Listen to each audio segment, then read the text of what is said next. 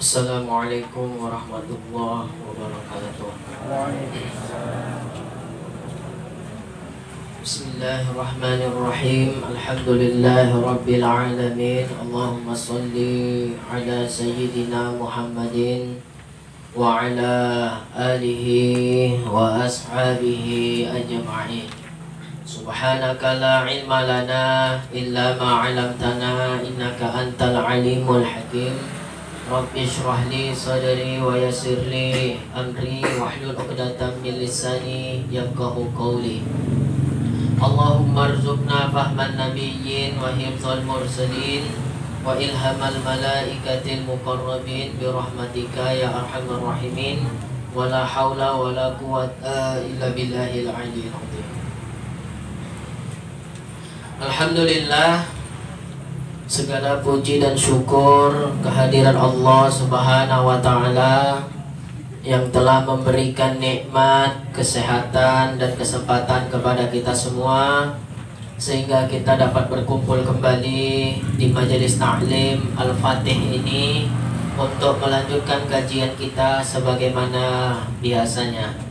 Salawat dan salam tidak lupa pula kita hadiahkan kepada junjungan kita baginda Nabi Muhammad sallallahu alaihi wasallam. Allahumma shalli ala sayyidina Muhammad wa ala ali sayyidina Muhammad. Mudah-mudahan dengan banyaknya kita bersolawat kepada beliau, kita ini merupakan salah satu di antara umatnya yang mendapatkan syafaat di hari akhir kelak. Amin ya rabbal alamin.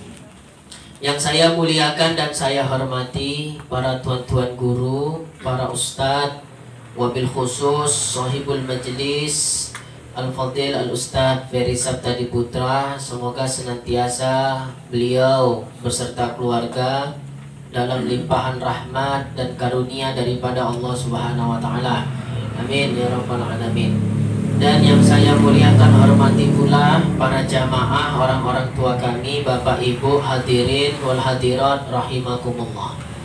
Alhamdulillah, malam hari ini kita bertemu kembali untuk melanjutkan kajian kita sebagaimana biasa sesuai dengan jadwal. Ini malam Rebu minggu kedua ya. Jadwalnya adalah kajian akhlak dengan membaca kitab Nasaihul Ibad. Pada pertemuan yang lalu kita membicarakan tentang memberi manfaat kepada orang-orang Islam. Sekarang yang qala Rasulullah SAW man asbaha itu ya, yang ada kitabnya. Qala al-muallif rahimahullah wa nafa'ana bihi wa bi'ulumihi fid daraini amin ya mujibas sa'ilin. Qala Rasulullah sallallahu alaihi wasallam, telah bersabda Rasulullah sallallahu alaihi wasallam, man asbaha, barang siapa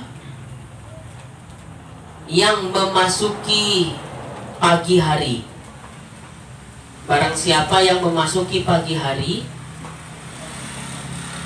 la yanwi zulma, dia tidak berniat ia menzolimi ala ahadin, menzolimi seseorang, gufira lahu majana, diampunkan baginya segala dosa. Orang yang kata Nabi, barang siapa yang memasuki pagi hari dia tidak berniat menzolimi seseorang, diampunkan segala dosa-dosanya. Jadi siapa yang bangun pagi, kadang ada orang begitu bangun pagi sudah niatnya jelek. Aku ke rumah si fulan lah, mau nipu gitu ya, begini. Nah, begitu bangun pagi sudah niatnya jelek. Nah, orang yang bangun pagi dia tidak berniat menzolimi seseorang. Menzolimi itu bisa menzolimi hartanya, kita ambil harta orang itu tanpa izin dari orang tersebut, itu juga zolim. menzolimi harga dirinya seseorang, kita buat malu dengan kita ceritakan aib-aibnya, itu juga zolim. Jadi orang yang bangun pagi tidak berniat jelek terhadap diri seseorang, gufirolahu majana, orang itu diampunkan segala dosanya. Ya, dosa-dosa kecil, bukan dosa besar. Kemudian sambungannya, waman asbaha, barang siapa yang memasuki pagi hari, yanwi, dia berniat, nusrotal mazlumi, dia berniat menolong orang yang terzolimi. Barang siapa yang memasuki pagi hari, dia berniat menolong orang yang terzolimi. Begitu bangun pagi, ya, dia udah berniat yang baik-baik. Begitu bangun pagi dia berniat yang baik-baik. Oh, si fulan lagi dalam kesulitan, ya, kesanalah aku ke rumahnya untuk membantunya atau menunaikan hajat-hajatnya. Siapa yang bangun pagi dia berniat untuk menolong orang yang terzolimi, wa qada'a hajatil muslimi, dan berniat menunaikan hajatnya orang-orang muslim, kanat lahu, kata Nabi, adalah baginya ka'ajri hajjatin mabruratin, baginya pahala haji yang mabrur. Jadi orang yang bangun pagi, ya, dia tidak berniat jelek terhadap orang lain. Karena ada orang yang masih pagi udah berniat jelek terhadap orang lain. Jadi siapa orang yang bangun pagi tidak berniat jelek terhadap orang lain, kata Nabi, gufirolahu, diampunkan baginya majana, segala dosa. Siapa yang bangun pagi dengan niat yang baik, ya, seperti menolong orang yang terzolimi, kemudian menunaikan hajatnya orang lain. Saya ada perlu minta pertolongan dengan kamu, ya, kemudian kita berjanji, ya, lusa saya akan penuhi hajatmu. Jadi begitu bangun pagi dia teringat janjinya, saya punya janji dengan seseorang hari ini, yang mana orang itu sedang memerlukan bantuan, memerlukan pertolongan saya. Jadi orang yang bangun pagi berniat menolong orang yang teraniaya dan dia menunaikan hajatnya orang Islam, maka orang tersebut mendapat pahala sebagaimana pahala yang Allah berikan kepada orang yang haji, yang hajinya mabrur. Jadi begini, ada kalanya bahwa, ya, kita mendapatkan pahala haji, bahkan mendapatkan pahala umroh. Padahal kita belum haji, kita belum umroh, tapi Allah sudah bagi, sudah memberikan kepada kita pahala orang yang haji dan pahala orang yang umroh. Bahkan di sini dikatakan pahala haji sebagaimana orang yang haji mabrur. Banyak orang yang haji, tapi yang mabrur itu sedikit. Ya, orang yang berhaji banyak, tapi yang mabrur itu sedikit. Nah, dengan kita bangun pagi,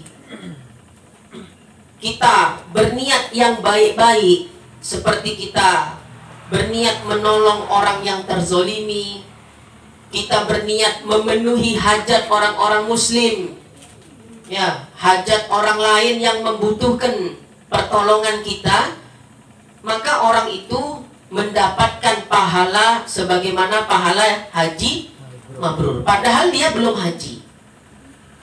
Sama halnya disebut di dalam riwayat lain, ada orang yang setelah sholat subuh, dia sholat subuhnya berjamaah, sholat subuh berjamaah. Setelah selesai sholat subuh, dia tidak langsung pulang ke rumah, dia tetap di masjid itu. duduk di masjid sampai terbit matahari sambil berzikir kepada Allah, membaca Al-Quran atau memang berzikir kepada Allah, maka kata Nabi orang itu mendapatkan pahala umroh dan pahala haji sebagaimana orang yang umroh dan haji 3 kali.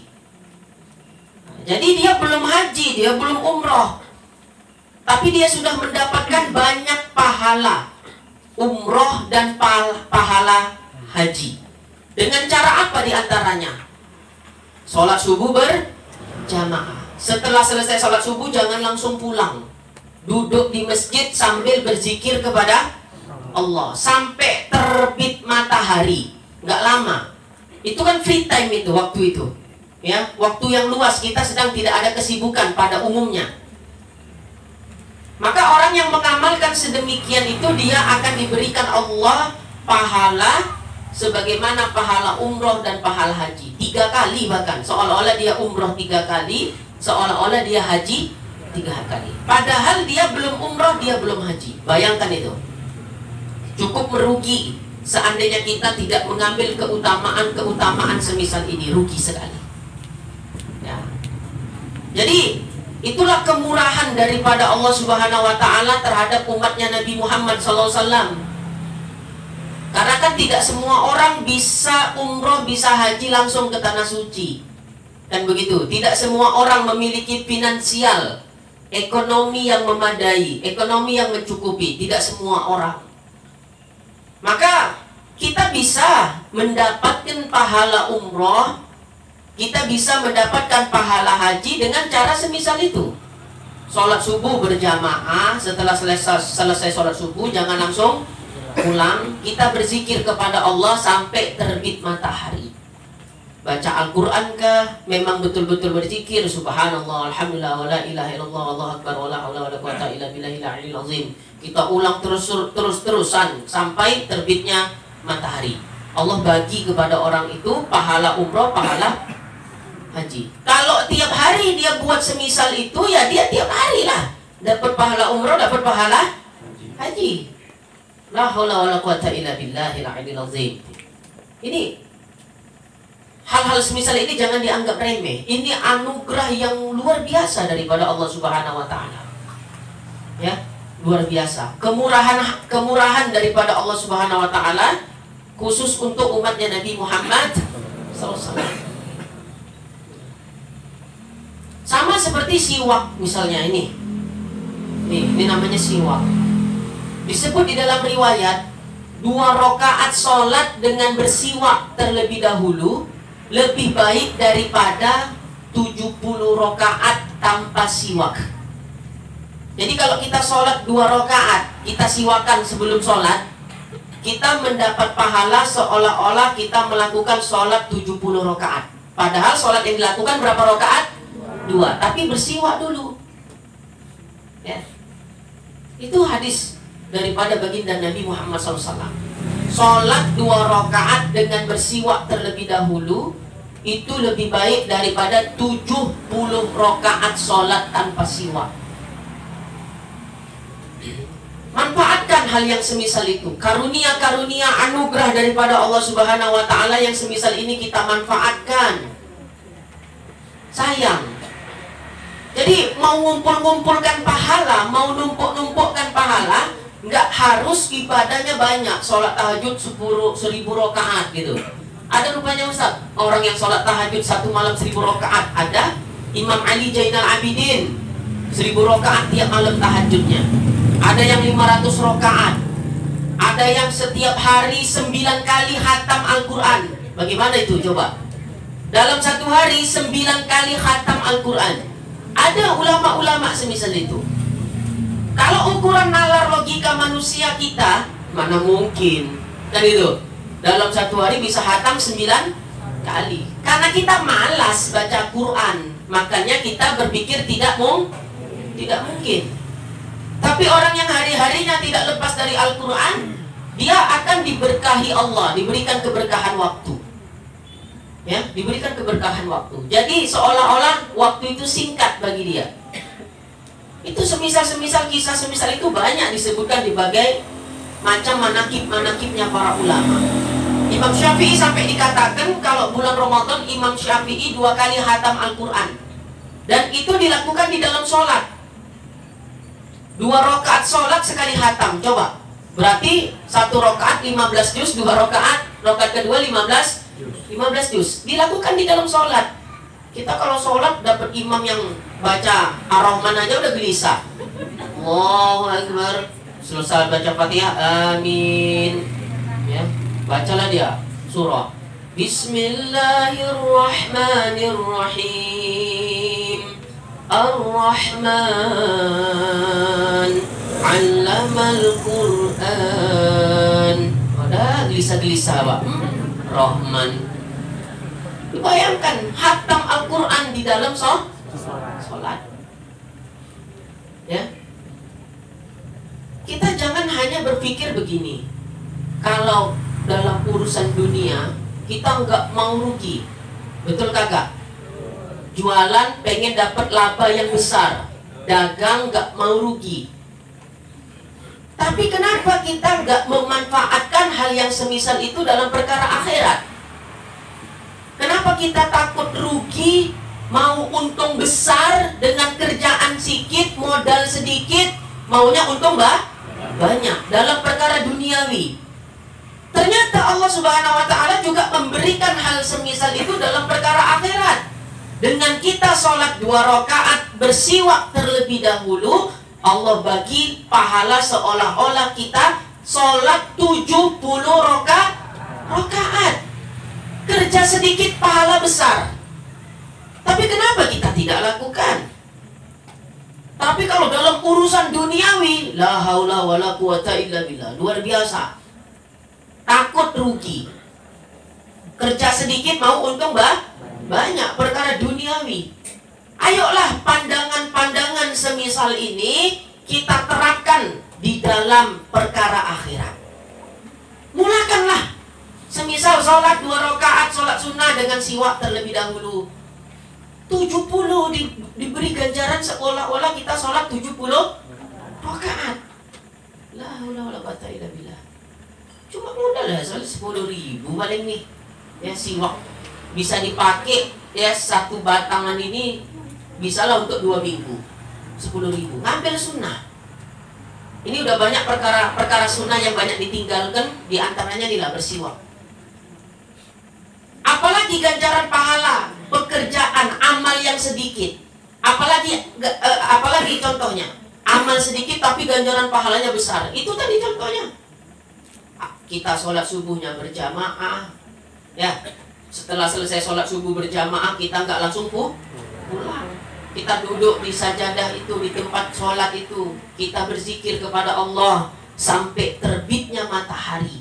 Allah beri ganjaran kepada kita pahala haji dan umroh 3 kali. Seolah-olah Anda hari itu umroh 3 kali, seolah-olah Anda hari itu haji 3 kali.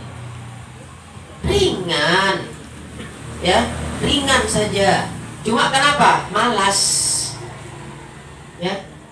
Mindset kita, pola pikir kita dirubah, ya, dirubah. Kita maunya modal sedikit, untung besar kalau dalam urusan dunia. Coba itu kita terapkan dalam urusan akhirat. Wah, masya Allah, ya. Kerjaannya pun nggak berat kan? Cuma sebelum takbir, ya udah dalam posisi berdiri, usolli fardhul maghrib makmuman lillahi ta'ala. Siwakkan dulu. Baru Allahu Akbar. Udah 70 rakaat kita seolah-olah dapat pahala 70 rakaat sholat. Cuma sesimpel itu. Tiap sholat kita siwakan cemana pahalanya. Mungkin kalau boleh dikata, malaikat pun mungkin berkata, udah kau catat sendiri lah pahalamu. Ya, saking banyaknya, tulis saja suka hatimu itu dah. Tapi kenapa nggak kita lakukan ini? Ya, rugilah, rugi. Ya, Bapak Ibu hadirin rahimakumullah, ayolah. Ya, lakukan perkara kecil, sederhana, tapi menuai pahala yang cukup besar. Itu contohnya. Ya, cari kayu siwak itu. Ya, beli 10.000 ya, cuma Nah, termasuk di sini dikatakan tadi man asbaha yanwi nusratal mazlumi wa qada'a hajatil muslimi kanat lahu ka ajri hajjatin mabruratin. Barang siapa yang dia bangun pagi, dia berniat menolong orang yang dizolimi dan dia berniat memenuhi hajatnya orang Islam, kanat lahu ka ajrin hajjatin mabruratin. Dia mendapatkan pahala sebagaimana pahala haji mabrur. Pokoknya bangun tidur pagi, bangun tidur, niatkan yang baik-baik aja. Ya, pokoknya setiap bangun tidur niati untuk berbuat baik, niat untuk membantu orang. Ya, niat-niat yang baik lah. Aku hari ini pengen sholat duha, aku hari ini pengen baca Al-Quran. Walau belum dilakukan, niatkan aja dulu. Ya, aku hari ini ada kelebihan rezeki sedikit, nanti ingin berbagi. Begitu bangun pagi, niatkan untuk baik-baik. Jangan bangun pagi niatnya langsung, ya, aku tengoklah jumpa dia nih, ya, gitu kan. Ku gibahin dia, tengoklah kau, dendam kali aku sama kau. Kau tinggalin aku ngaji tadi malam, kau tengoklah, aku buka aib kau, kan. Itu misalnya, ya. Bangun pagi kok belum apa-apa udah niat yang jelek.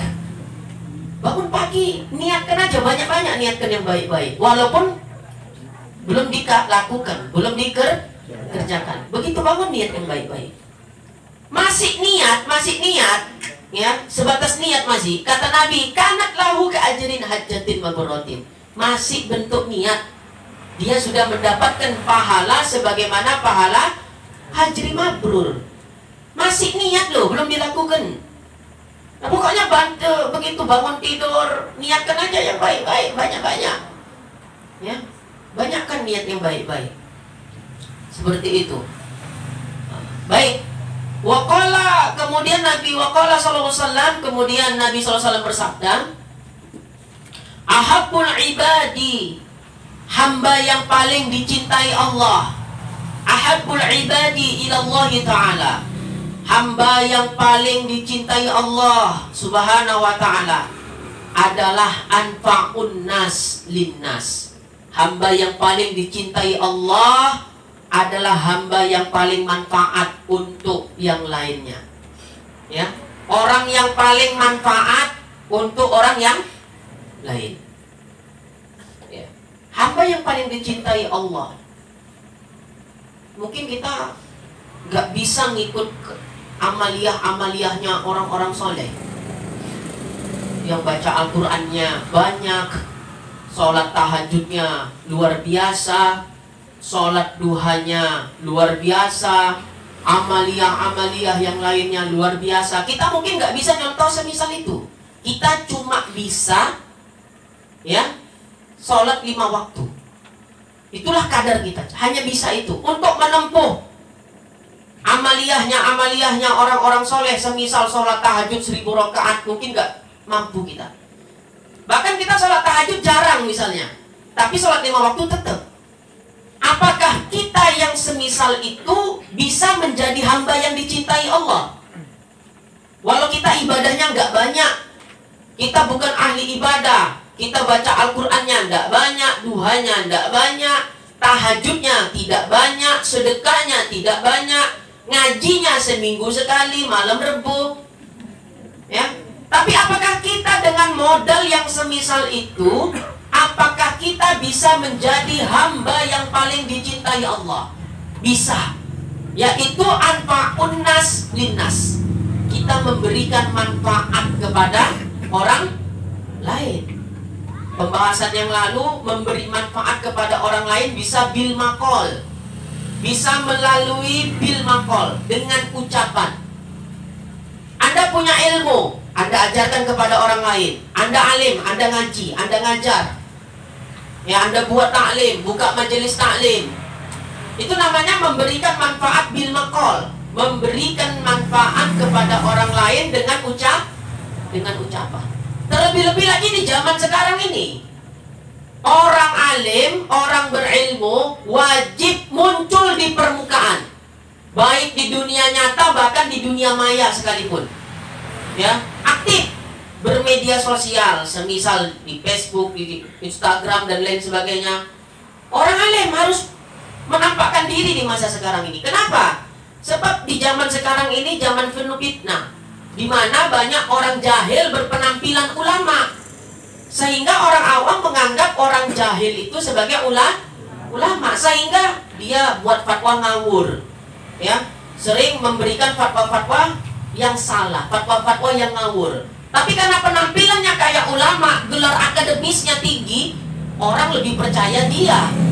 Akhirnya kalau kamu sebagai orang yang berilmu, diem-diem aja, nggak mau ambil open dalam masalah ini, bisa-bisa kamu dilaknat Gusti Allah. Ayo kamu yang punya ilmu, orang alim, wujudkan. Udah nggak zamannya sekarang orang alim itu berondok-berondok, uzlah kalau istilahnya, menyendiri. Udah nggak masanya. Ini masanya orang alim untuk muncul ke permukaan. Kenapa? Melawan orang-orang jahil yang berpenampilan ulama. Banyak orang yang tertipu, ya, karena penampilannya pakai sorban, pakai rida, pakai jubah, berjanggut. Dari penampilan macam ulama, tapi isinya kopong. Tapi orang awam kan tidak tahu. Yang penting gayanya kayak ulama diikuti. Sementara orang alim betul-betul berondok, diem, bersembunyi. Ya, hancurlah, rusaklah agama ketika yang memegang itu adalah orang jahil yang berpenampilan ulama. Orang alim harus saat ini mewujudkan diri, menampakkan diri. Kalau enggak bisa dilaknat Allah Subhanahu wa taala. Jadi memberikan manfaat itu bisa dengan bil maqal, dengan ucapan. Ya, Anda punya ilmu, Anda bisa baca Al-Qur'an, buka di kampung. Ya, kumpulkan anak-anak kecil, ajarkan baca Iqra, ajarkan baca alif. Ya, untuk baca kitab kan nggak mampu misalnya, tapi saya pengen Ustadz memberikan manfaat bil maqal. Ada nggak cara lain? Kamu bisa baca Quran? Bisa Ustadz. Kumpulkan anak-anak di kampungmu. Ya, pada maghrib ajarkan mereka ngaji. Yang baca Iqra, alif alif alif alif, baca Al-Quran, baca Al-Quran. Nah, itu termasuk memberikan manfaat kepada orang lain bil maqal, dengan bentuk ucapan.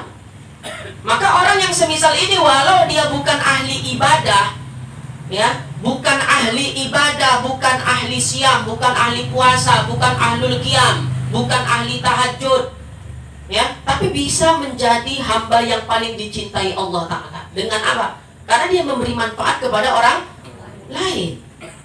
Jadi nggak harus nunggu jadi ustadz untuk bisa memberi manfaat bil maqal, dengan ucapan. Nggak harus nunggu jadi ustadz.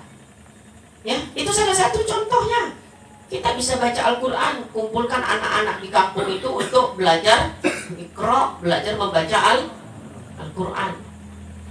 Juga bisa memberikan manfaat biljah, kemarin kita contohkan, dengan kedudukan, dengan jabatan. Jadi kamu kebetulan kalau diberi jabatan, ya, oleh Allah Subhanahu wa taala, manfaatkan jabatan itu untuk kemaslahatan umat Islam. Ya, untuk kebaikan, kemajuan umat Islam. Jangan, ya, udah naik jabatan yang terpikir waktu mau jabat keluar modal sekian. Maka ketika menjabat harus narik sekian.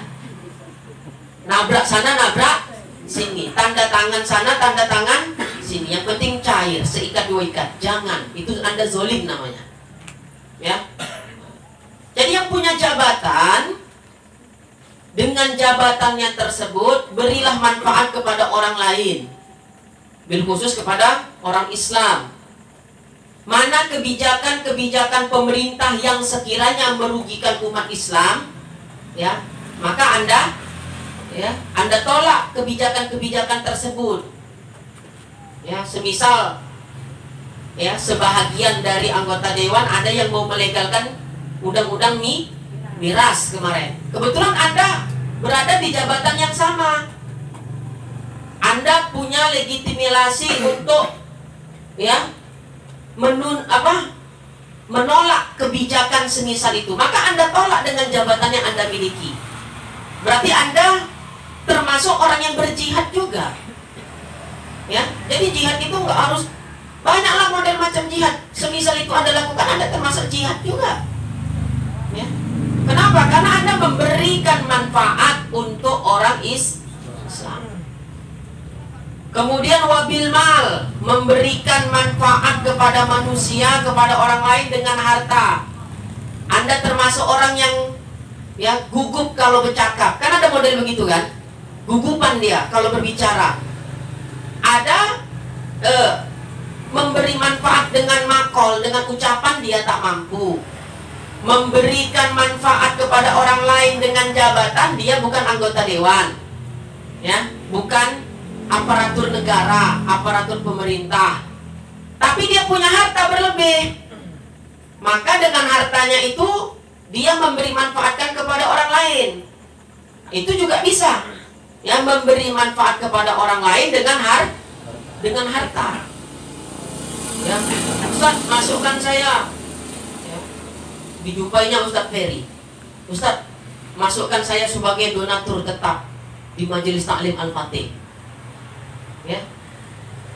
Memberi manfaat dengan harta nggak harus nunggu kaya. Jangan punya persepsi semesal itu. Banyak orang kaya tapi banyak yang nggak sadar. Ada orang yang sederhana tapi punya kesadaran. Banyak orang yang punya harta berlebih tapi nggak sadar. Ada orang yang ekonomi pas-pasan tapi sadar. Walhasil apa? Yang kaya tak peduli, yang sederhana malah peduli. Kenapa? Karena yang sederhana pula yang punya kesadaran. Jadi memberikan manfaat dengan harta tidak harus menunggu kita kaya. Bahkan lebih dicintai Allah Ta'ala orang yang dalam kondisi sempit tapi masih bisa berbagi, daripada orang yang dalam kondisi lapang berbagi. Dua-duanya baik. Lagi lapang dia berbagi, lapang maksudnya lagi banyak rezeki dia berbagi. Dalam kondisi sempit dia tidak luput juga untuk berbagi. Mana yang paling dicintai Allah di antara keduanya? Orang yang dalam kesempitan tapi tidak lupa untuk terus berbagi. Maka orang yang semisal ini, kata Nabi, ahabbul ibadi ilallahi ta'ala, termasuk hamba Allah yang paling dicintai oleh Allah Subhanahu wa Ta'ala. Ustaz, saya mau jadi donatur tetap Majelis Taklim Al-Fatih, tapi saya sanggupnya seminggu sekali 50.000 kah? Walhamdulillah, nggak jadi masalah. Bisa untuk nambah-nambah beli aqua, kan gitu. Sampai disebut di dalam kitab Risalatul Muzakarah, Nabi SAW sabda, jangan sampai kamu memakan sesuatu kecuali makanannya orang bertakwa. Dan jangan sampai kamu punya makanan kecuali makananmu dimakan orang yang bertakwa. Itu kata Nabi dalam kitab Risalatul Muzakarah, karya Al-Imam Al-Habib Abdullah bin Muhammad Al-Haddad Al-Hadrami Asy-Syafi'i radhiyallahu anhu. Jadi kalau kita diundang ustadz ke rumah, itu kan kita husnuzon orang bertakwa kan gitu. Jangan sok jaim makan satu centong nasi, sok warok di depan guru. Padahal kalau di belakang guru nasinya macam gunung Uhud, saking banyaknya. Kalau makannya di belakang guru. Tapi diundang guru, ini jemaah datang ke rumah saya, besok saya ada hajatan. Ustadznya ada hajatan, gurunya ada hajatan. Waktu makan ngambilnya satu centong. Malah dalam hatinya, nyesel kali aku, tapi di rumah guru malu pula makan banyak, kan gitu. Salah konsep pemikiran seperti itu. Harusnya kalau kita makan selain di rumah guru, makan sedikit. Tapi ketika makan di rumah guru, ustadz, orang soleh, makan banyak, barokahnya banyak. Kenapa? Karena Nabi mengatakan jangan engkau makan sesuatu kecuali makanannya orang bertakwa. Dan jangan makananmu dimakan kecuali oleh orang yang bertakwa.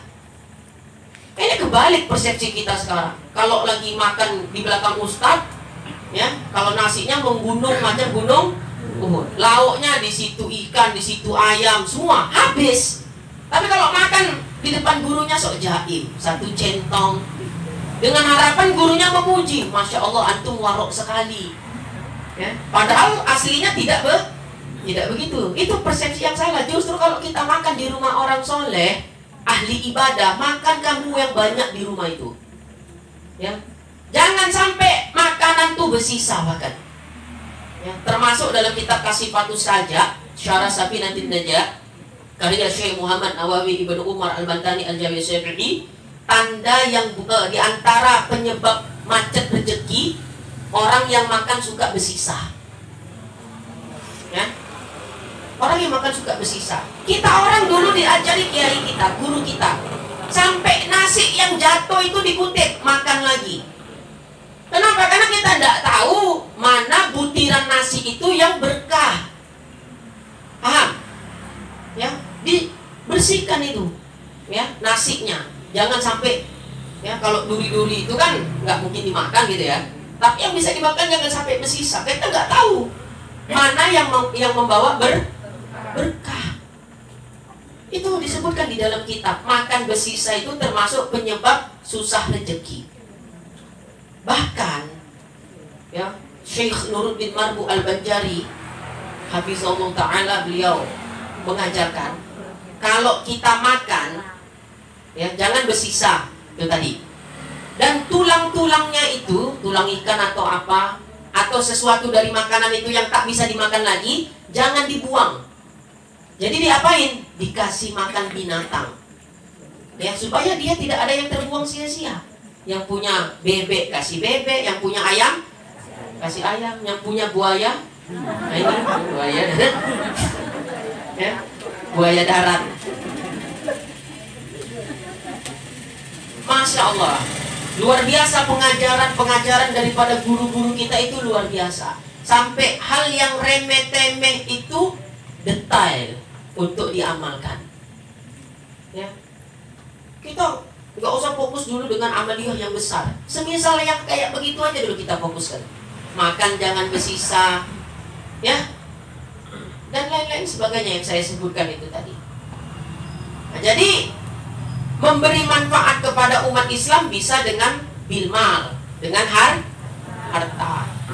Bersedekah, berbagi, jangan nunggu lapang. Ya, orang yang dalam kondisi sempit masih sempat berbagi itu lebih dicintai Allah Ta'ala dibanding orang yang dalam kondisi lapang baru berbagi. Ya, awil badan mau memberi manfaat dengan ucapan tak mampu, jabatan tak punya, duit tak ada, paling tidak memberi manfaat dengan tenaga bisa. Ya, Ustaz,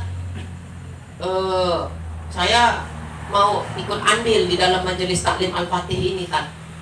Tapi apalah Ustaz, bercakap pun tak pandai, jabatan pun tak ada, makan pun susah. Cuma saya tenaga bisa lah. Ada, biar saya yang merapi-rapikan ini. Itu juga termasuk memberi manfaat dengan tenaga. Kalau dia ikhlas, ahabbul ibadi ilallah ta'ala, dia termasuk hamba yang paling dicintai Allah. Tinggal kita pilih, mau kita memberi manfaat kepada orang lain dengan cara yang mana? Bil maqol kah, dengan ucapan kah? Bil jah, dengan jabatan kah? Bil mal, dengan harta yang kita punya kah? Awi bil badan, atau dengan tubuh kita, dengan tenaga kita. Mana kita yang mampu? Ya, luar biasa. Jadi paling tidak setiap ngaji malam Rebo yang ada rezeki sikit, beli aqua kotak, bawa kemari, letak di sini. Itu disebut di dalam kitab Matlaul Badrin, ada sebuah riwayat orang yang membantu menolong para penuntut ilmu, walau sebatas memberikan, ya, segelas air, segelas minum, Allah memberikan ganjaran pahala kepada orang itu sebagaimana pahala membangun 70 Ka'bah. Cuma ngasih apa? Segelas air. Satu kotak aqua berapa harganya? Kalau beli paket internet maunya yang mahal, ya. Tapi untuk sedekah ke majelis walau sekotak aqua pun tidak mau, tak tergerak hatinya. La haula wala quwata illa billah. Ya, sekali-sekali, gak tiap minggu, sebulan sekali. Azamkan, niatkan di dalam hati. Di mana ada majelis, aku bawa satu kotak aqua. Berapa orang ini yang minum? Ya, di riwayat tadi apa? Satu orang aja yang minum segelas, kita membantu segelas air untuk penuntut ilmu, ganjarannya 70. Ya, sebagaimana pahala membangun 70 Ka'bah. Jangan sampai makananmu, minumanmu dimakan kecuali untuk orang yang bertakwa. Itu hadis Nabi. Ya, luar biasa. La haula wala quwata illa billah. Nah, Jadi hamba yang paling dicintai Allah adalah hamba yang paling manfaat untuk orang lain. Silakan memberi manfaat dengan cara apa saja tadi saya sebut. Dengan ucapankah, dengan jabatan, dengan harta, dengan tenaga, monggo silakan. Wa afdalul a'mal, dan amal yang paling utama, amaliyah yang paling utama, idkhalus sururi ala qalbil mu'minin, menyenangkan hati orang beriman. Ya. Amal yang paling utama, amal yang paling utama setelah amaliyah wajib, setelah sholat 5 waktu, setelah puasa Ramadan, amaliyah yang paling utama diantaranya idkhalus sururi ala qalbil mu'min, kata Nabi, adalah menyenangkan hati orang-orang beriman. Idkhalus surur ala qalbil mu'min, menyenangkan hati orang-orang beriman. Ya, kita buat hati orang beriman senang. Itu termasuk amal yang paling utama, menyenangkan hati orang lain. Ini taunya kok nyakitin hati aja. Ya, apa yang kita ucapkan, apa yang keluar dari lisan kita, baik buruknya itu tergantung hati kita. Ketika yang keluar dari lisan kita lebih banyak menyakiti hati orang lain, tanda rusaknya hati kita. Paham? Ketika yang keluar dari lisan kita lebih banyak menyenangkan hati orang lain dan memberi manfaat kepada orang lain, tanda baiknya hati kita. Jadi ucapan itu sinkron dengan hati kita, dengan kondisi hati. Kalau lisan kita nyakitin hati orang, ya, suka ngelukain hati orang, mencaci sana, mencela sana, gibah sana, fitnah sini, itulah gambaran hati kita, kotor hati kita, rusak hati kita. Ya. Biar aja Ustadz ceplos-ceplos, yang penting kan hatinya. Salah itu. Justru kondisi lisan itu menggambarkan kondisi hati. Jadi dakwaan yang mengatakan biar aja ceplos-ceplos, mulutnya tajam, yang penting hatinya baik. Mana ada orang macam itu? Ya, tak ada orang yang semisal itu. Justru ceplos-ceplosnya kita nyakitin hati orang, tanda buruknya hati kita. Ya, silakan kita lihat, introspeksi diri. Ngaji tasawuf ini nggak usah nunjuk-nunjuk orang. Oh, ibu itu tuh yang suka ngerumpi tuh. Nah, ini berarti hatinya kotor. Jangan, hati awak sendiri dilihat. Cemana lisanku ya? Sering nyakitin hati orang apa enggak? Ya, sering melukain hati orang apa enggak? Bagaimana lisanku nih ya? Diri awak sendiri lah awak lihat. Jangan orang yang awak ukur. Kita lihat saja, introspeksi diri. Ya, apakah lisan kita sering menyakiti hati orang lain, melukai hati orang lain? Ngomongnya ceplos-ceplos, nggak mikiri perasaan orang lain. Kalau seperti itu berarti hati kita ini lagi dalam kondisi rusak, sakit, bermasalah. Jadi nggak ada itu cerita, nggak apa-apa ceplos-ceplos Ustaz, yang penting kan hatinya nggak gitu. Ya, mana ada itu? Ya, justru ceplos-ceplosnya kita nyakitin hati orang lain menunjukkan kondisi kadar hatinya kita yang buruk. Nabi itu marah kalau agama dihina. Tapi marahnya Nabi bukan dengan mencaci, bukan dengan menghina, bukan dengan menghujat, bukan dengan mencela. Nabi bukan seorang penghujat. Nabi bukan seorang pencaci. Ya. Mana riwayat dari hadis Nabi SAW yang dalam kondisi Nabi dalam keadaan marah, Nabi mencaci-caci orang? Gak ada. Nabi marah ya marah-marahnya Nabi betul, tapi marahnya Nabi tidak sampai melakukan perkara yang haram. Tapi kalau kamu marah sampai mencaci, menghujat, menghina, lu ikut akhlaknya siapa? Ya. Kita ini sering gini, emosi kita sendiri secara pribadi dikait-kaitkan dengan agama. Seolah-olah dengan kita emosi, dengan kita marah, mencaci maki orang lain, merusak kehormatan orang muslim yang lain, seolah-olah agama meridhoi perbuatan itu.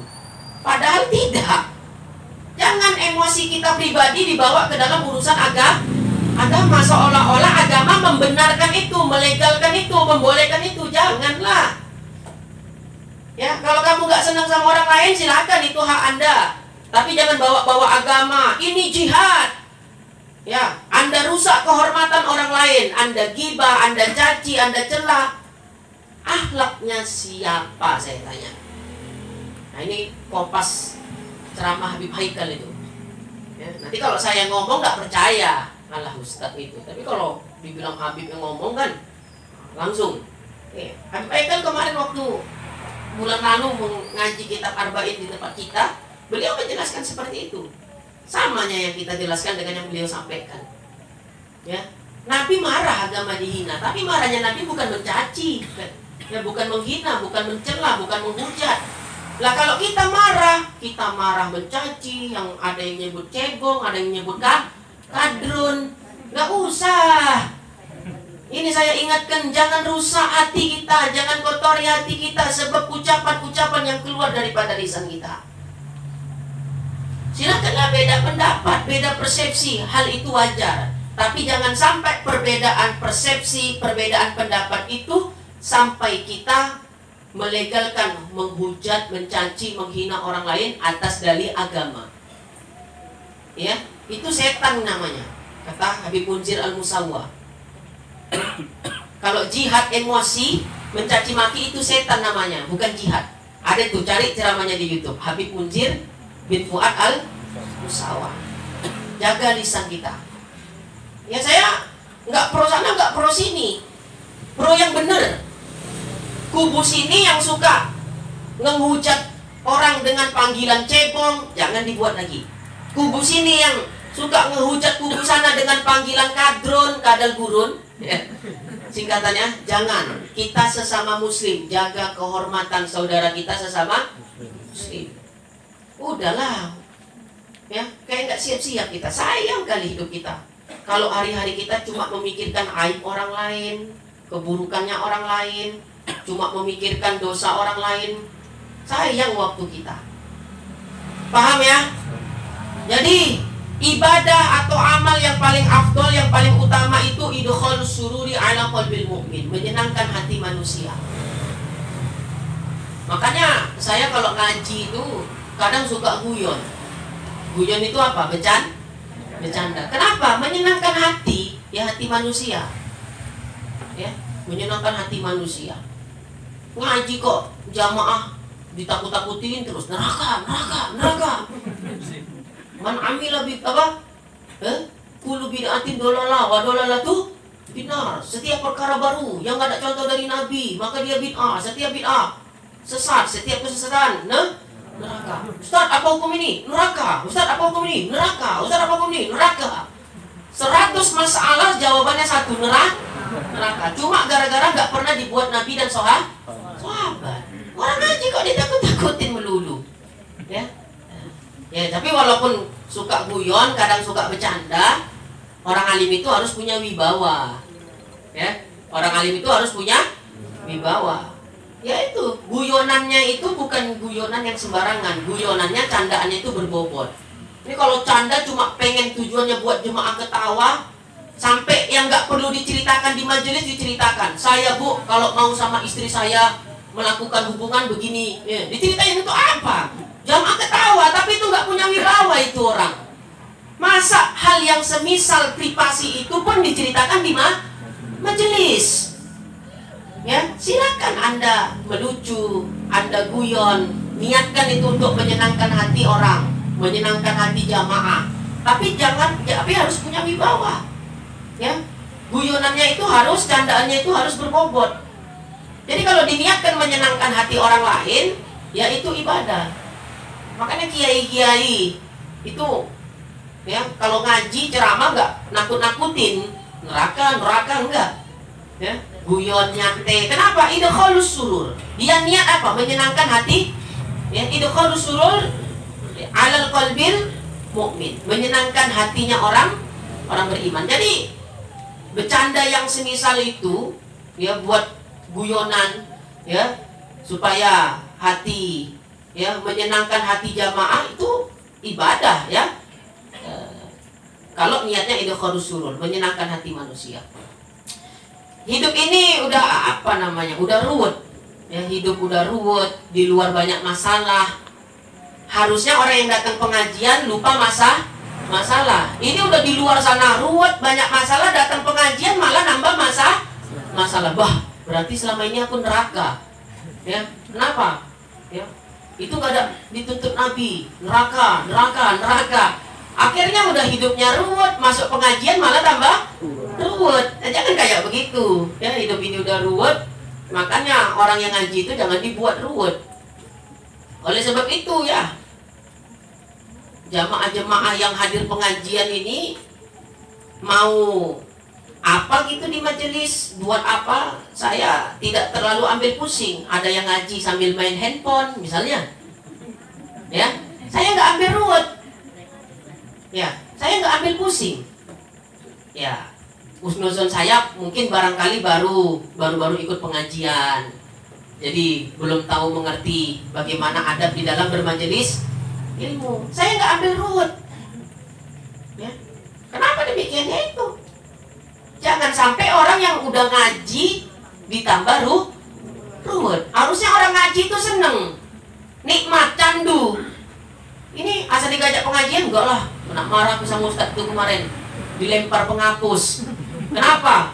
Ustadz itu lagi ceramah, aku balas WA, ya, bunyi pula itu, langsung dilempar katanya. Enggak mau aku ngaji lagi. Kan ruwet jadinya, ya. Makanya ya kita nggak begitu, sistem kita ya. Kawan-kawan di sini yang hadir di majelis mau buat apa gitu di majelis, saya nggak begitu ambil pusing. Ada yang ngaji sambil main handphone, ada yang ngaji tertidur, kusuk saking kusuknya sampai nyenyak tidurnya. Ya sudah, nggak masalah. Udah syukur mau dateng ngaji, ya. Nanti kan kalau sering-sering ngaji bakal tahu sendiri adab-adab bermajelis.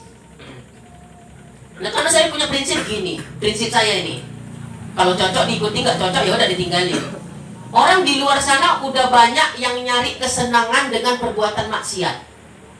Senang mereka buat maksiat. Jangan sampai ya orang yang udah hadir majelis malah dibuat tidak senang. Harusnya orang ngaji itu dibuat senang. Ya, makanya ya guyon kita, canda kita, ya nggak sampai main HP dilempar. Ya, itu saya, ya. Karena saya punya prinsip, ya, prinsip saya itu tadi. Orang di luar sana banyak yang mencari kesenangannya dengan perbuatan maksiat. Maka saya berusaha semaksimal mungkin bagaimana kita yang hadir di sini mencari kesenangannya dengan ketaatan. Ngaji taat tidak itu? Taat. Jadi gimana supaya senang ngaji? Ya udah, kita tidak terlalu ketat aturannya.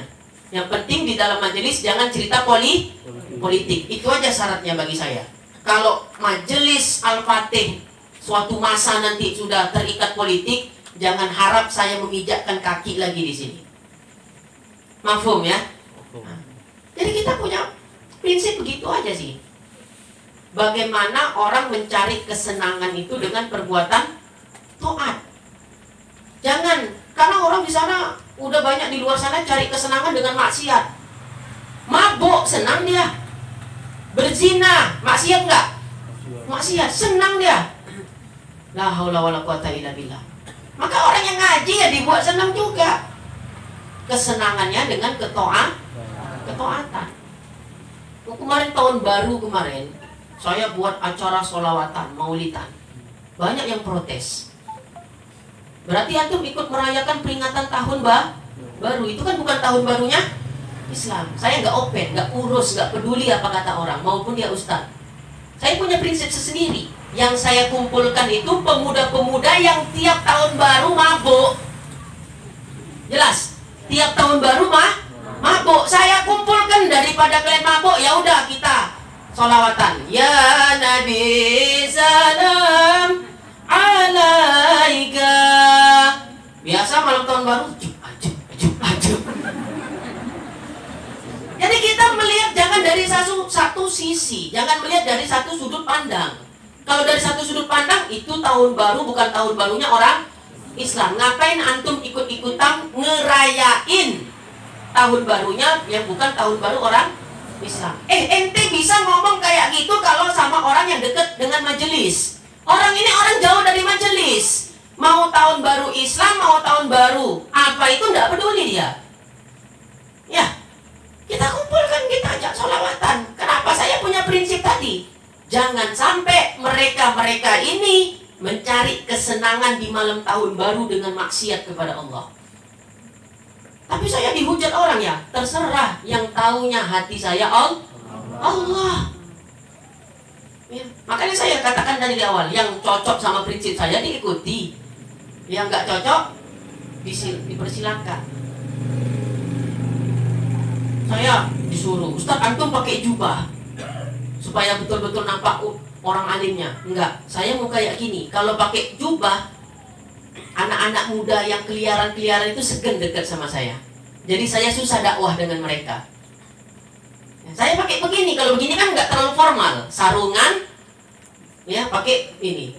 Kalau di rumah saya nggak pakai imamah, cuma pakai lobi aja, ngaji taklim aja saya pakai imamah. Karena udah diamanahi Habib Haikal, antum harus pakai sorban, pakai imamah katanya, supaya nampak orang alimnya. Ya udah, makanya sekarang saya sampai sekarang pakai imamah. Dulu enggak, saya nggak pakai imamah dulu, biasa kayak jemaah biasa. Kenapa? Ya, karena supaya saya bisa memasukkan diri kepada mereka, ya, menuntun mereka gimana supaya mencari kesenangan di dalam ketaatan. Sampai kita buat ngaji khusus anak-anak ini, ya, pecandu-pecandu. Sampai mereka nanya, "Tat, malam ini kita kan ngaji, kita sholat jamaah maghrib, ya, kemudian kita sholat isya berjamaah, kemudian kita ngaji. Malam nanti mabuk, Tat. Gimana itu?" Ya udah, yang penting jangan tinggalin ngaji. Ya, saya nggak meridoin perbuatan mabuknya, cuma saya bilang yang penting jangan tinggalin ngaji. Walaupun cuma seminggu sekali, 6 hari kalian maksiat, 1 hari aja taat. Mana tahu pula waktu taat itu mati kan? Jangan menutup pintu hidayah untuk orang lain. Semua orang secara fitrahnya ingin jadi orang baik. Sejahat-jahat apapun orang itu, seburuk apapun orang itu, jelek bagaimanapun akhlaknya, fitrahnya manusia ingin jadi orang baik. Maka lihatlah setitik cahaya itu di dalam hati mereka. Keinginan jadi orang baik itu yang kita pandang. Jangan apa-apa perbuatan yang, ya, mereka lakukan itu yang kita pandang. Tapi setitik nur yang Allah bagi kepada hati mereka, setitik cahaya yang Allah berikan kepada hati mereka, itu yang kita pandang. Sampai saya difitnah, ya, itu Ustadz Sumitra tuh kan, iya, kok gabung-gabung sama bandar sabu, mak belanja dia tuh, nanti make katanya. Ngerokok aja enggak saya, ngerokok pun enggak saya, ya. Jadi barang kayak gitu memang enggak asing bagi saya, ya. Sampai difitnah begitu. Tapi kita enggak open, niat kita karena Allah, bukan karena manusia. Jadi kalau seperti itu orang mau ngomong apa bolos, ya. Kata Syekh Nuruddin Al-Banjari, kita ini dakwah mengajak orang masuk ke surga itu udah banyak, tapi dakwah yang menyelamatkan orang dari neraka itu sedikit. Maka ketika Anda mampu menyelamatkan seorang dari api neraka, itu lebih baik daripada Anda banyak mengajak orang masuk ke surga. Itu kata Syekh Nuruddin Al-Banjari. Makanya kita dakwah punya prinsip sendiri. Saya nggak open dengan orang lain, ya. Yang penting saya nggak melanggar dosa, nggak melanggar, yang tidak melakukan yang haram. Sampai dituduh begitu. Belanja Ustaz tuh, ngapain Ustaz tuh ke tempat BD katanya. Kita deketin, mau sholat Jumat. Dulu nggak pernah sholat Jumat. Walaupun sholatnya Jumat dulu, ya udah nggak apa-apa, udah berhasil nggak tuh, daripada nggak sholat sama sekali. Pelan-pelan, ya, nggak ada masalah. Jangan punya pandangan kita kepada orang-orang jahat itu pandangan sinis, jangan, ya. La haula wala quwwata illa billah. Doakan aja supaya saya istiqomah, sehat, ya, doakanlah. Jadi prinsip saya dalam hidup begitu. Jangan sampai orang-orang itu mencari kesenangan dalam maksiat, ya. cari kesenangan di dalam toh. Makanya orang ngaji ini dibuat seneng, nyaman, betah, ketagihan, kecanduan ngaji. Caranya gimana? Buat mereka senang di majelis. Coba nampak ada yang ngaji tidur, lempar, ya satu lama-lama pergi jemaahnya. Memang itu ada di dalam majelis, tapi lihat kita berkumpulnya dengan siapa. Ketika di dalam majelis kita melihat ada orang yang adabnya tidak seperti adab anak majelis, Anda jangan cepat-cepat mandang sinis kepada orang itu. Barangkali orang itu baru sekali ikut ngaji. Jangan samakan akhlaknya, adabnya orang yang udah lama di majelis. Jangan Anda samakan dengan adabnya orang yang baru datang majelis.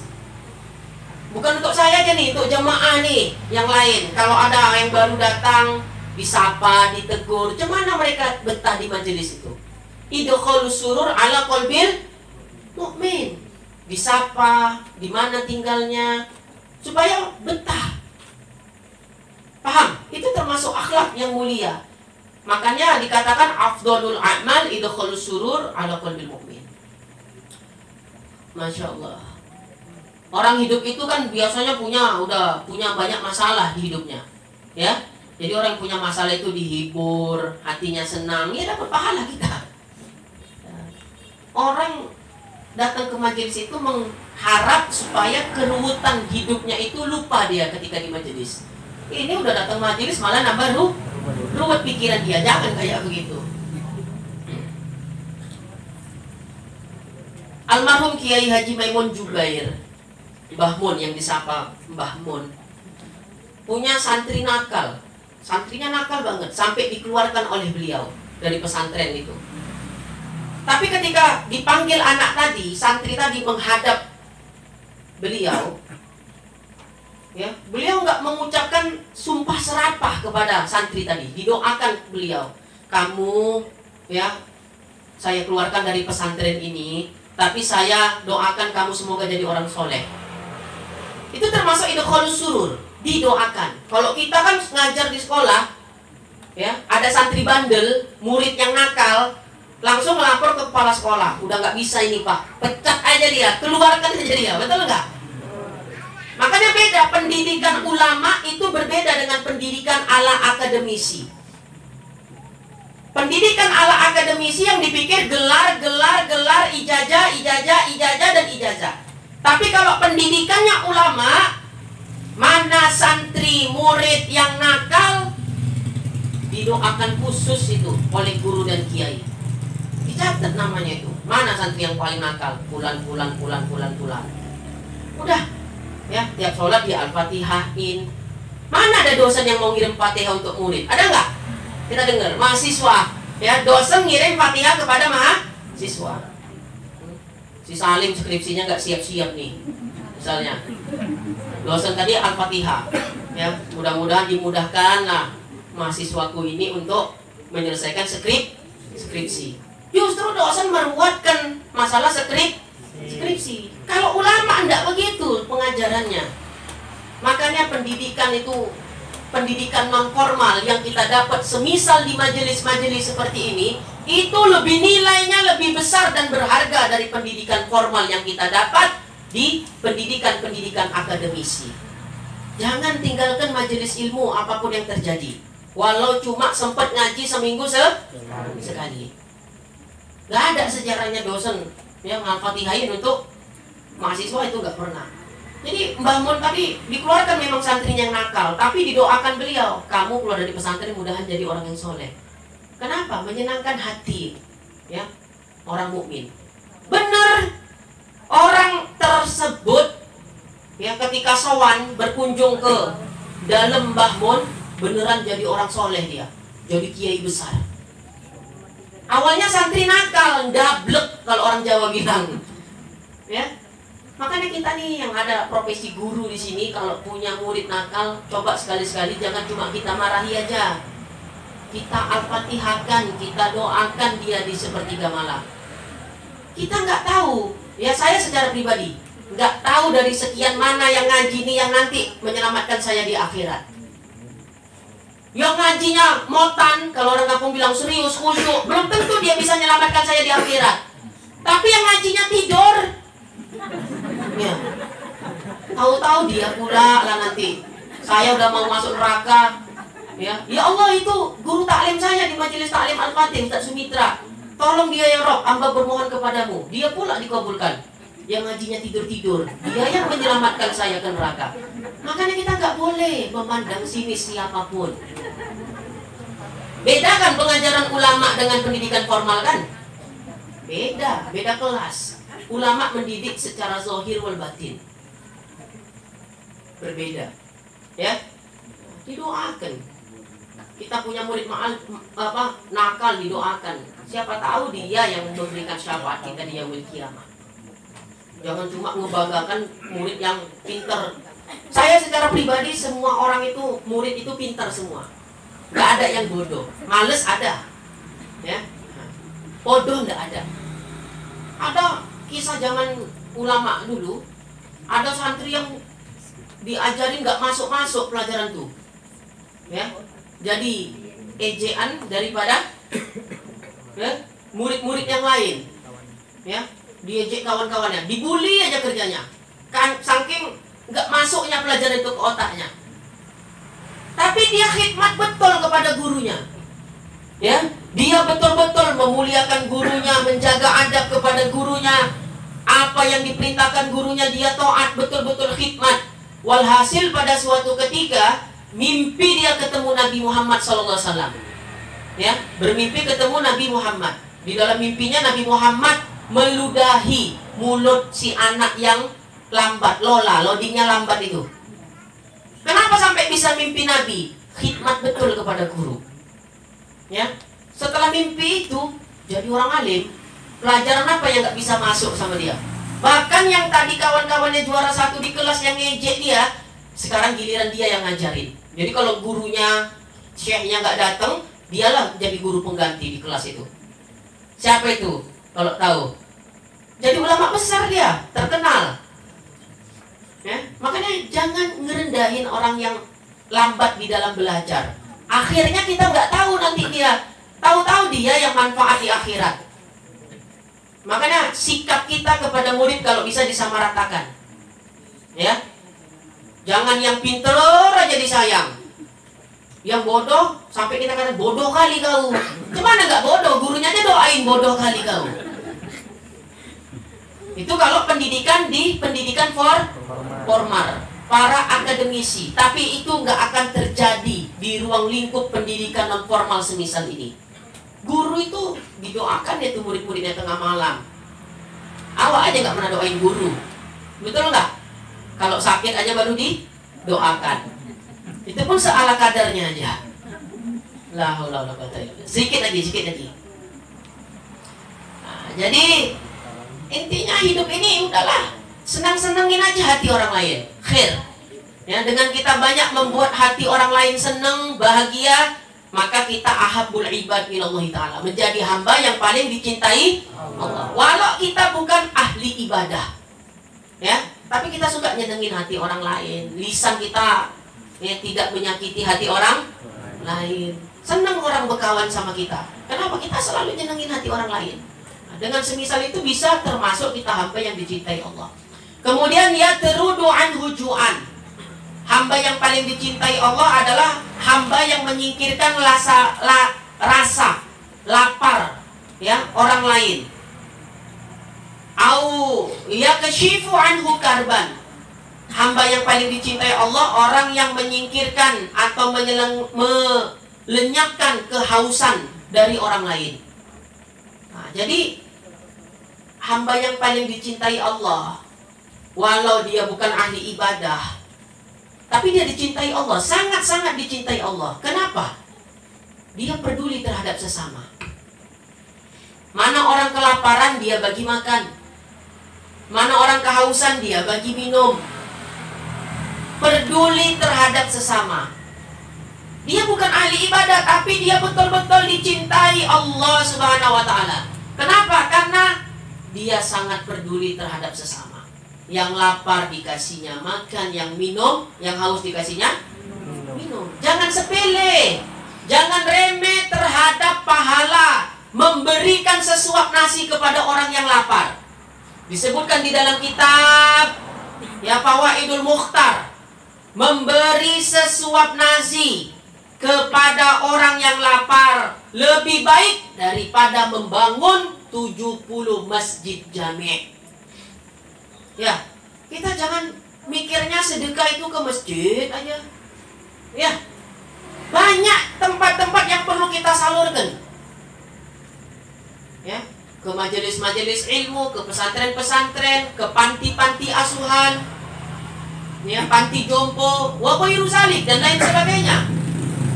Jangan cuma mikir sedekah itu masjid, masjid, masjid. Kenapa harus ke masjid? Karena setiap orang sedekah di masjid diumumkan, jadi dapat pamor, popularitas. Makanya banyak orang yang kalau nyumbang ke masjid diumumkan sumbangan dari Ustadz Sumitra, ya, sebesar 10 juta rupiah.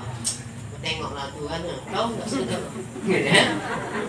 Sumbangan dari Ibu Fulana sebesar 1 juta rupiah. Rapi-rapikan jilbab, ya. Disebut namanya. Makanya berlomba-lomba orang ke masjid. Bukan tidak baik, tapi skala prioritas itu ada. Kalau masjid dalam pembangunan, khair.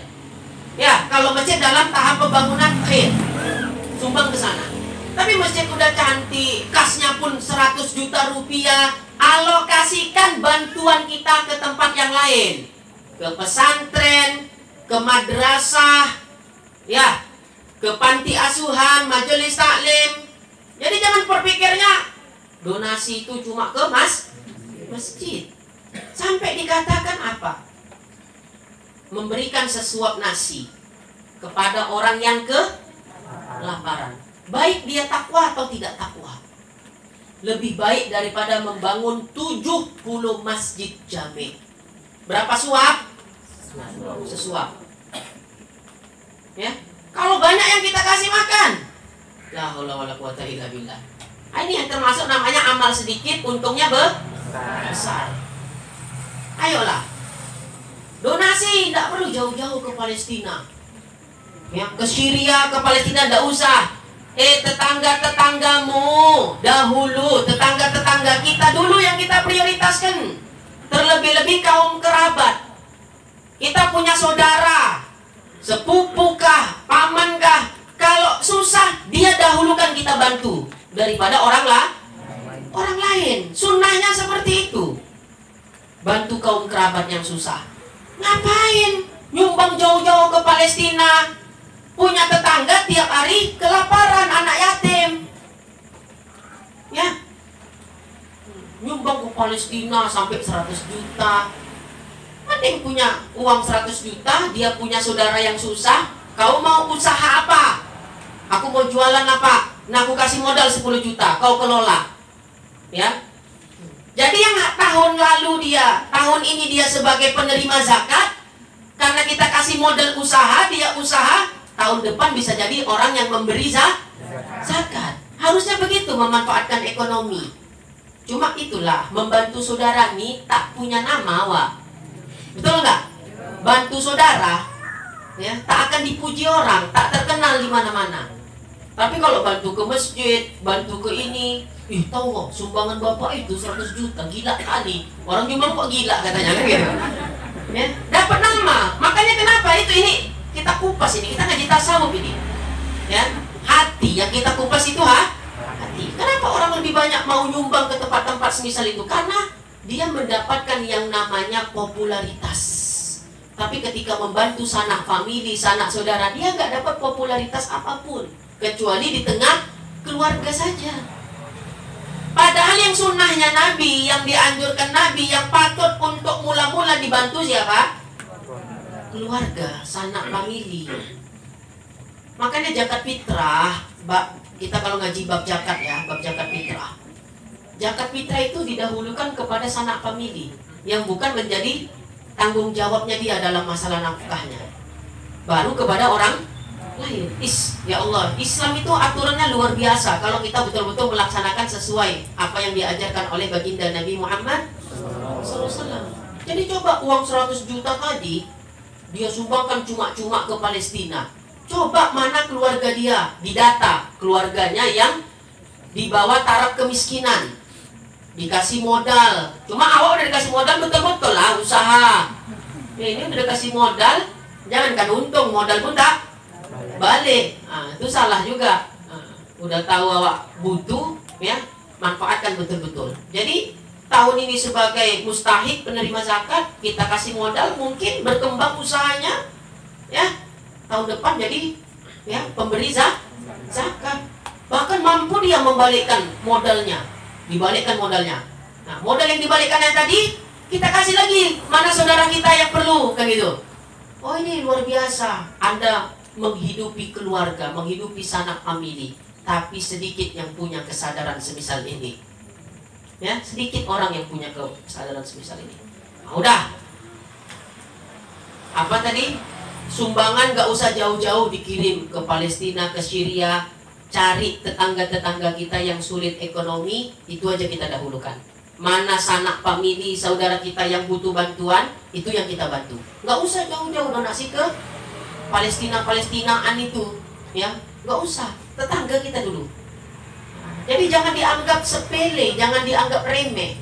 Memberi sesuap nasi kepada orang yang lapar lebih baik daripada membangun 70 masjid jami.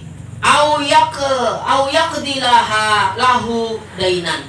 Dan orang yang punya hutang, kalau semisalnya dia nggak mampu membayar hutangnya, kita yang bayarin, nah itu kita termasuk hamba yang paling dicintai Allah. Kenapa menjadi hamba yang paling dicintai orang? Dicintai Allah. Siapa yang mau bayarin hutang orang? Kan gitu logikanya. Ya, ada orang berhutang, tak sanggup lagi aku bayar, Pak Ustaz. Udah. Berapa hutang kau? Ya, 500.000. Nah, aku yang bayar hutang kau. Ya. Kenapa orang yang kerjaan yang seremeh itu bisa menjadi hamba yang paling dicintai Allah? Karena siapa yang mau bayarin hutangnya orang lain. Jadi ketika kita mampu mengamalkan hal yang semisal itu, maka kita termasuk ahabbul ibadi ilallahi ta'ala. Termasuk hamba yang paling dicintai Allah. Kalau kita mampu, kita yang menunaikan hutang orang lain. Nah, seperti itu. Wallahu a'lam bishawab. Mudah-mudahan pertemuan kita di malam hari ini ya melembutkan hati kita, ya, dan menjadikan kita hamba Allah yang lebih dicintai Allah Subhanahu wa taala. Ingat, ngaji tasawuf enggak usah nunjuk-nunjuk orang lain, tunjuk diri sendiri. Kalau dirangkum banyak banget itu. Ya, silakanlah ya buat rangkuman sendiri. Banyak nasihat-nasihat, faedah-faedah yang telah saya sampaikan, tak teramalkan semua pun ya, sebahagian pun jadi nggak diamalkan sama sekali. Yang penting jangan ninggalin ngaji. Wallahu a'lam bishawab. Kita akhiri pertemuan kita malam ini dengan doa. Ini ada kirim doa ya atas nama almarhum Bapak Sya'ban bin Mulyorejo. Ila hadratin Nabi Mustafa Muhammadin Rasulillah sallallahu alaihi wasallam, khususan ila ruhi abina Sya'ban bin Mulyorejo. Al-Fatihah. Bismillahirrahmanirrahim. Alhamdulillahirabbil alamin. Ar-Rahmanir Rahim. Maliki yaumiddin. Iyyaka na'budu wa iyyaka nasta'in. Ihdinas siratal mustaqim. Siratal ladzina an'amta 'alaihim ghairil maghdubi 'alaihim waladdallin. Amin. Bismillahirrahmanirrahim. Qul huwallahu ahad, Allahus samad, lam yalid wa lam yulad wa lam yakul lahu kufuwan ahad. Bismillahirrahmanirrahim. Qul huwallahu ahad, Allahus samad, lam yalid wa lam yulad wa lam yakul lahu kufuwan ahad. Bismillahirrahmanirrahim. Qul huwallahu ahad, Allahus samad, lam yalid wa lam yulad wa lam yakul lahu kufuwan ahad. La ilaha illallah wallahu akbar. Bismillahirrahmanirrahim. Qul a'udzu birabbil falaq min syarri ma khalaq wa min syarri ghasiqin idza waqab wa min syarri nafasati fil 'uqad wa min syarri hasidin idza hasad. La ilaha illallah wallahu akbar. Bismillahirrahmanirrahim. Qul a'udzu birabbin nas malikin nas ilahin nas min syarri waswasil khannas alladzi yuwaswisu fi sudurin nas minal jinnati wan nas. Bismillahirrahmanirrahim. Alhamdulillahirabbil alamin hamdan yuafi ni'amahu wa yukafi'u mazida. Ya Rabbana lakal hamdu kama yanbaghi li jalalika wajhikal karimi wa 'azimi sultanik. Allahumma salli wa sallim wa barik ala sayyidina Muhammadin wa ala alihi wa ashabihi ajma'in. Allahumma fir lana dzunubana wa liwalidina warhamhuma kama rabbawna shighara. Rabbana zidna ilma warzuqna fahma wa amalan shaliha. Allahumma sil sawaba ma qara'nahu min suratil Fatihah wa min suratil Ikhlas wa min suratil Mu'awwizatain khususan ila ruhi abina Sya'ban bin Muli Urja. Allahumma ighfir lahu warhamhu wa'afihi wa'fu anhu. Allahumma ighfir lahu warhamhu wa'afihi wa'fu anhu. Allahumma ighfir lahu warhamhu wa'afihi wa'fu anhu. Rabbana atina fid dunya hasanah wa fil akhirati hasanah wa qina adzabannar. Wa sallallahu wasallam alaihi walhamdulillahi rabbil alamin. Taqabbalallahu minkum wa minkum taqabbal ya karim. Assalamualaikum warahmatullahi wabarakatuh.